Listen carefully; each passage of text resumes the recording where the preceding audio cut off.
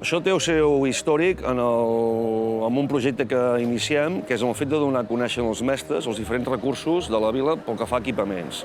Llavors, a partir d'aquí, el que fem és una sèrie de rutes, i d'aquestes rutes neix la idea de posar en valor tot el tema escultòric que té la vila. A dia d'avui, la vila de Salt disposa aproximadament de 40 escultures repartides per diferents espais públics, i el que fem és, en un format de joc, donar a conèixer aquestes escultures precisament.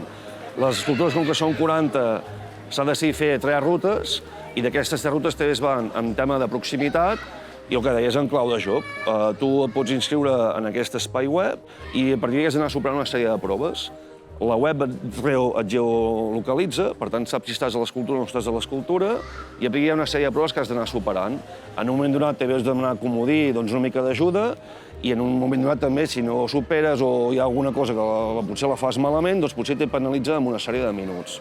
Però la intenció és donar a conèixer tots els elements escultòrics que té la vila, que en té unes quantes, i posar-ho a disposició tant de la ciutadania que, diguéssim, de Salt de sempre, com d'aquelles persones que venen de forma puntual a la vila, com d'aquells nouvinguts també per donar-los a conèixer en el seu municipi, que estan ara, està clar.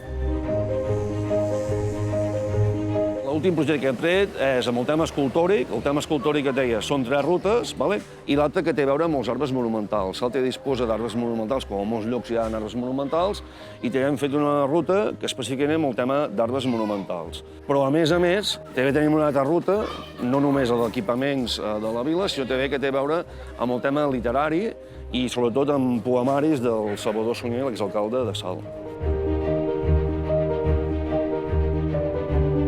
Si visiteu Salt, no oblideu entrar a l'enllaç web viusalt.cat. Aquí trobareu tant elements de gastronomia com d'agenda cultural esportiva que són d'interès, com també aquestes rutes que hem creat per poder conèixer Salt des d'un punt de vista lúdic, divertit, tant amb amics com amb família com amb la colla que vulgueu.